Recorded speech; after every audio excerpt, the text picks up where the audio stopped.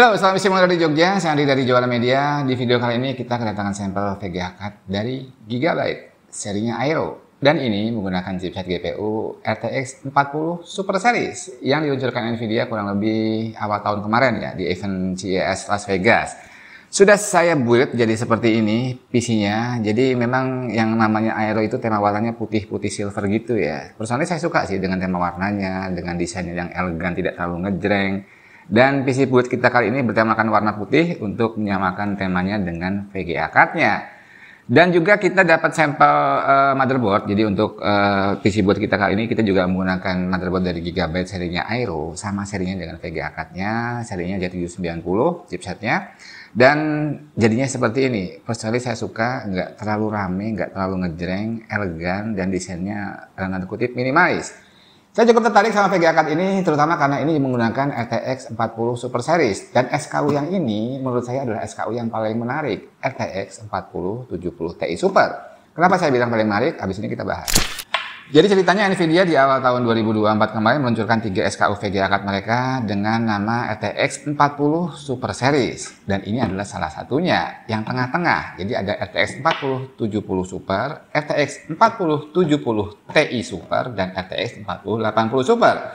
Menurut saya yang ini adalah yang paling menarik. Kenapa? Karena dari penamaannya sendiri sudah berbeda. Bahkan membuat sejarah baru. Nvidia menggabungkan extension Ti dan Super di satu produk mereka.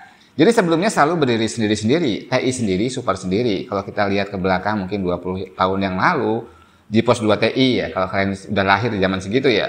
GeForce 3 Ti, GeForce 4 Ti, terus mungkin masuk ke seri 600, 650 Ti, masuk ke seri 700, ada 750 Ti Lord Charles pulang masuk ke seri 10, 1050 Ti. Baru di seri berikutnya, seri GTX 16 itu baru ada istilah Super pertama, ada GTX 1660 Super. Tapi di waktu yang sama juga ada GTX 1660 Ti. Jadi Ti dan Super itu selalu berdiri sendiri-sendiri. Masuk ke era RTX 20 series juga ada yang Ti, ada yang Super. Dan di RTX 30 series, setahu saya cuma ada Ti ya, nggak ada Supernya. Dan di RTX 40 series, itu awalnya cuma ada Ti version. Supernya baru diluncurkan awal tahun kemarin. Dan di salah satu SKU mereka, akhirnya mereka membuat sejarah baru, membuat SKU RTX 4070 Ti Super, menggabungkan antara Ti dan Super di satu produk mereka. Itu dari sisi penamaan. Berikutnya dari sisi spesifikasi, harusnya nih kan yang Super ini adalah upgrade dari versi non-Supernya. Dan saya lihat di SKU yang ini 4070 Ti Super itu upgrade-nya paling masif, paling banyak. Kalau di 4070 Super dan 4080 Super secara umum Nvidia hanya menambahkan CUDA core-nya aja, cuman di 4070 Ti Super berbeda. Ada banyak poin yang di-upgrade oleh Nvidia dari versi non-Supernya. Pertama dari sisi chipset GPU-nya, ini menggunakan chipset AD103, chipset yang sama yang digunakan di RTX 4080, sehingga secara jumlah transistornya juga jauh lebih banyak dibandingkan yang non-Super. Berikutnya secara VRAM juga dia lebih besar, yang non-Super ini 12 GB, sedangkan yang versi Supernya 16 GB. Dan juga bus bandwidth-nya upgrade dari 192 bit ke 256 bit. Juga secara jumlah CUDA core itu jauh lebih banyak dibandingkan versi non-Supernya. Jadi sangat berbeda dengan versi Super lainnya, upgrade-nya hampir di semua aspek dari VGA card 4070 Ti Super ini. Satu poin yang membuat saya agak heran, dengan sedemikian banyak upgrade yang dilakukan Nvidia di seri 4070 Ti Super, tetap mereka ngeklaim kalau TGP-nya nggak berubah. Tetap 285 watt, sama seperti versi non-Supernya. Kok bisa gitu ya? Oke, sekarang kita bahas yang versi Gigabyte Aero-nya. Jadi nama lengkapnya adalah Gigabyte Aero GeForce RTX 4070 Ti Super OC. Jadi karena ini versi OC, ada sedikit perbedaan spesifikasi dibandingkan referensi Nvidia di GPU clock-nya. Cuman tipis banget sih, bedanya cuma 45 MHz doang. Selebihnya spesifikasinya tidak berbeda dengan referensi Nvidia. Terus apa yang dioptimize oleh Gigabyte di seri Aero-nya ini? Ya setelah desain memang mungkin kalian sudah tahu ya, namanya Aero itu seperti itu. Seperti ini desainnya elegan, tema warnanya juga sama, putih dan silver. Untuk sistem pendinginan mereka menggunakan WindForce Cooling System. Ini gabungan antara copper base, 8 buah headpipe, dan juga 3 buah fan 9 cm yang mereka sudah optimize. Bahkan arah rotasi fan-nya pun berbeda untuk meminimalisir turbulensi. Juga dari desain blade fan-nya juga berbeda yang mereka klaim bisa lebih mengefektifkan sistem buangan panas di VGA card ini. Terus di bagian belakangnya ada backplate, dan backplate ini nggak penuh. Di bagian belakang VGA card-nya bolong sehingga HSF-nya ke-expose dari bagian belakang. Dan harusnya sedikit banyak ini bisa membantu pendinginan karena HSF-nya punya akses lebih leluasa ke fresh air ya, ke udara segar ya. Terus satu yang menurut saya cukup unik dari VGA card holdernya. Jadi paket penjualannya sudah disertakan dengan VGA card holder dan menurut saya cukup inovatif desainnya. Menambah kesan elegan, tidak mengganggu estetika VGA card Aero secara umum. Taruh di bagian belakang dan disekrup ke bagian motherboard. Jadi seperti ini. Biasanya kan di sini nih, mengganggu estetika. Oke, itu kurang lebih desain dan spesifikasi dari Gigabyte Aero RTX 4070 Ti Super. Dan abis ini kita akan coba tes beberapa aplikasi juga dengan beberapa skenario untuk melihat gimana sih kira-kira performa RTX 4070 Ti Super ini, terutama yang dari Gigabyte Aero ini. Saya akan coba infokan dulu spesifikasi PC build kita kali ini yang menggunakan VGA card dan motherboard dari Gigabyte Aero ya. Jadi prosesornya menggunakan Intel Core i7 Gen 14700KF, motherboardnya Z790 GB Aero. VGA cardnya ini RTX 4070 Ti Super OC dari Gigabyte Aero juga. RAM-nya menggunakan Tim T-Crate 4 keping ya, jadi 4 slot saya penuhin 4 slot totalnya 64 GB. Coolernya kita menggunakan ID Cooling SL360 warna putih yang space yang ada LCD-nya untuk informasi suhu ataupun bisa kalian sesuaikan dengan keinginan kalian. Terus apalagi storage kita menggunakan Adata Legend 850 LED 2 tera dan casing kita menggunakan Montech 903 Max. Udah ada bawaannya 4 buah fan dan power supply kita menggunakan Montech Titan Gold 1000 watt yang sudah ada 12 VHPWR-nya. Jadi seperti ini, personally saya suka build-nya elegan, clean, dan habis ini kita spill sedikit proses perakitannya.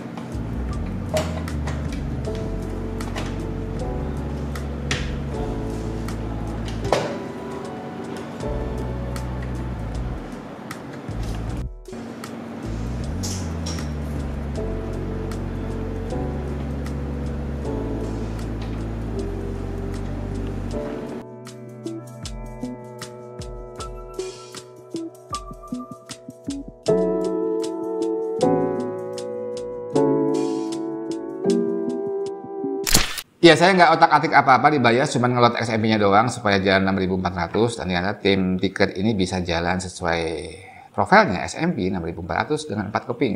Nggak semua memori bisa jalan segitu soalnya, untuk 4 keping ya. Selanjutnya untuk CPU kita biarkan default, ikuti preset dari Gigabyte aja, dan kita akan coba bandingkan VGA card Aero 4070 Ti Super ini dengan sebuah RTX 4070 Ti biasa yang non super. Kebetulan ada merek Galaxy ini serinya juga iX, harusnya juga versi OC-nya, dan secara konstruksi pendinginan juga kurang lebih sama, memiliki 3 buah fan. Dan di video kali ini kita akan coba beberapa software productivity, simulasi benchmark, simulasi render, dan juga simulasi generate AI. saya sedang nggak pengen benchmark games ya, karena memang Aero sendiri sebenarnya segmentasinya untuk para kreator. Oke, kita mulai. Yang pertama kita menggunakan Blender 4.0, kita akan menggunakan scene demo classroom dan kita akan menggunakan GPU untuk merender. Jadi GPU render menggunakan optics. Menggunakan optics artinya ini tensor core-nya juga ikut kerja untuk mempercepat proses render. Dan kita lihat hasilnya ternyata 47 Ti Super lebih kencang sekitar 1 detik dari skala 10. Ya, sekitar 10%. 10 detik sama 11 detik. Tipis sih memang ya. Cuman kalau kita lihat presentasinya lumayan, 10%. Berikutnya kita akan menggunakan software D5 Render dan kita menggunakan D5 Render Benchmark. Jadi ini simulasi render benchmarknya kita akan jalankan. Di simulasi render ini ada dua scene yang di render. Yang pertama image dan yang kedua adalah video. Kita akan pisahkan aja supaya bisa lebih detail. Ya, kita akan mulai dengan yang image dulu. D5 image, D5 render benchmark image, ini 2K image yang di render, ini bedanya cuma sekitar 1 detik doang, 35 sama 36 detik. Dan kalau kita lihat di simulasi render video D5 render benchmark, ini mulai kerasa perbedaannya. Ada perbedaan sekitar 12 detik lebih kencang yang 4070 Ti Super. Dan selanjutnya kita akan menggunakan Premiere Pro, kita akan coba export video upscaling dari Full HD ke 4K. Ini menggunakan H264, durasi 5 menit, dan juga menggunakan hardware encoder. Kita bandingkan waktu ekspornya, dan ternyata yang 4070 Ti Super lebih kencang sekitar 5 detik ya, di skala 60-an. Ya, sekitar berapa persen ini? 78% mungkin ya. Dan terakhir kita akan coba mengenerate image menggunakan Stable Diffusion. Kita akan menggunakan promptnya Alpha, Waifu Bands ya. Alpha bilang ini anime Waifu Glasses. Dan kita akan coba mengenerate mulai dari 1 image, 10 image, sama 100 image. Dan kita akan coba lihat hasilnya. Dan ternyata memang yang super ini konsisten lebih kenceng untuk mengenerate AI dibandingkan yang non-super. Ya, ini dimungkinkan karena memang jumlah CUDA core, tensor core-nya juga jauh lebih banyak. Kalau kita lihat di yang cuman 1 image ini tipis banget ya, 0, sekian detik. Cuman ketika kita lihat di skala yang 100 image, ini sudah mulai kelihatan ada perbedaan sekitar 9-10 detik dibandingkan yang non-super. Ya sama, sekitar 10%-an. Dan selanjutnya kita akan coba baca log filenya untuk dua VGA card ini, coba akan kita bandingkan. Jadi saya sempat rekam tadi pas Stable Diffusion offline untuk mengenerate 100 image, kita rekam pakai HW Info dan ini hasil lognya. Jadi secara umum GPU clock-nya kurang lebih sama, jalannya sekitar 2,8 GHz. Dan kalau kita lihat GPU power-nya, walaupun Nvidia klaim TGP-nya sama-sama 285 watt ya, tapi ternyata ketika kita lihat log-nya menjalankan Stable Diffusion offline tadi, perbedaannya lumayan, sekitar 20 wattan lebih tinggi yang super dibandingkan yang TI tadi. Jadi ada perbedaan ya, walaupun klaim Nvidia TGP-nya sama-sama 285 watt, tapi prakteknya kalau dilihat dari lognya HW Info ini beda sekitar 20-an watt lebih tinggi yang super. Dan kalau kita lihat suhunya, ini yang cukup membuat saya kagum ya. Si Aero ini jauh lebih dingin dibandingkan VGA card pembanding kita. Dan perbedaannya itu cukup signifikan, 10 derajat Celcius. Walaupun ini secara umum memiliki konsumsi yang sama ya, sama-sama 3 buah fan. Dan seharusnya secara spesifikasi ini lebih berat, lebih tinggi. Toh kelihatan juga kalau GPU powernya ketika menjalankan aplikasi yang sama, ini juga lebih tinggi. Cuman bisa lebih dingin. Dingin banget loh ya, hitungannya 10 derajat ya lebih dingin. Mungkin emang WindForce cooling system ini gak gimmick, beneran ya. Beneran dioptimize untuk mendinginkan si Aero ini. Dari sini saya jadi penasaran ingin overclock, jadi menurut saya perbedaan performance-nya masih terlalu sopan ya. Mengingat begitu masifnya Nvidia mengupgrade spesifikasi si TI Super ini, tapi perbedaan performanya cuma mentok-mentok di sekitar 10%. Dan di Aero ini suhunya sangat dingin, jadi saya coba untuk manual overclock. Kira-kira punya overhead gimana sih untuk kita naikkan lagi performanya. Secara umum saya cuma naikin GPU clock-nya 200 MHz dan memory clock, VRAM clock-nya di 2000 MHz dan akan kita lihat hasilnya. Kita akan coba pakai dua aplikasi aja untuk membandingkan. Yang pertama kita menggunakan D5 Render yang simulasi video render dan ternyata hasilnya masih bisa lebih kencang dan masih kelihatan ya. Lumayan sekitar 45% lebih kencang dibandingkan defaultnya. Selanjutnya kita menggunakan Stable Diffusion untuk mengenerate AI Waifu Bands-nya Alpha dan ternyata masih kelihatan juga ada peningkatan yang masih bisa kelihatan sekitar 5-6% lebih kencang lagi. Selanjutnya coba kita lihat log statistiknya dalam kondisi ter-OC seperti apa. Kita lihat GPU clock-nya memang rata-ratanya lebih tinggi sekitar 200-an ya. Jadi kalau di sini terekam yang biru ini kan yang ter-OC ya. 2927 rata-ratanya, 2927 MHz. Spike-nya sampai ke 3 GHz. Dan selanjutnya kita coba lihat GPU temperaturnya apakah naik. Ya pastinya naik ya, GPU temperaturnya itu naik sekitar 7 derajat Celcius kalau kita bandingkan kondisi defaultnya tadi. Tapi tetap ini lebih dingin dibandingkan VGA card pembanding kita tadi, walaupun VGA card pembanding itu dalam kondisi default masih lebih dingin sekitar rata-ratanya sekitar 4 derajat ya, lebih dingin 4070 Ti Super Aero ini ketika di OC dibandingkan VGA card pembanding kita. Selanjutnya kita akan coba lihat GPU powernya apakah naik. GPU powernya naik, memang naik dibandingkan defaultnya itu naik kurang lebih sekitar berapa ini? 13 wattan lah ya, sekitar 13 watt lebih tinggi GPU powernya ketika dalam kondisi ter-OC. Ya, itu ya data log yang kita coba rekam dan kita coba sharing sama kalian. Habis ini kita coba ambil beberapa kesimpulan. Oke, kita sampai pada akhir video. Jadi kita coba ambil beberapa kesimpulan tentang produk dari Gigabyte ini, Gigabyte Aero RTX 4070 Ti Super OC. Overall saya cukup suka dengan produk ini. Yang pertama dari desain, saya sudah bilang di depan, desain kayak gini saya suka, tidak terlalu ngejreng, tidak terlalu banyak aksen-aksen RGB dan juga pemilihan warna putih dan silvernya juga. Menurut saya ini kalem banget, oke banget. Terus inovasi-inovasi yang tadi saya bilang di depan juga masalah VGA card holder juga menurut saya sangat inovatif dan elegan, menjaga konsep elegan dari produk-produk Aero. Dari sistem pendinginan juga saya mengakui kalau WindForce cooling system ini ternyata terbukti efektif untuk mendinginkan VGA card ini ya. Tadi kita lihat dengan GPU power yang lebih tinggi daripada VGA card pembanding tadi, dia memiliki suhu yang signifikan lebih rendah, padahal GPU powernya lebih tinggi, suhunya lebih rendah. Ini adalah salah satu bukti bahwa sistem pendinginannya si Aero ini cukup oke. WindForce cooling system yang mereka klaim dioptimize untuk mendinginkan VGA card ini. Dan kabar gembiranya sebenarnya dari awal Nvidia melaunching Super Series, harganya itu sebenarnya akan nge-refresh seri yang non-super. Jadi ini pun terjadi di Indonesia, walaupun tidak bisa disamakan harganya. Cuman harga 4070 Ti Super yang sekarang ini sebenarnya adalah harga 4070 Ti non Super sebelumnya. Dan otomatis harga 4070 Ti yang non Super juga turun. Dan yang Aero dari Gigabyte ini dijual di harga sekitar 16 jutaan. Dan seingat saya itu memang harga 4070 Ti Aero sebelumnya ya, sebelum yang Super keluar. Dan menurut saya ini menjadi masuk akal karena kalau misalkan kalian sudah nabung-nabung ngumpulin duit buat beli 4070 Ti yang dulu kalian taksir, tiba-tiba kalian dapat yang versi supernya. Walaupun tadi saya bilang peningkatannya tidak terlalu signifikan ya, mentok-mentok cuma di 10% kalau untuk beberapa software productivity yang kita coba.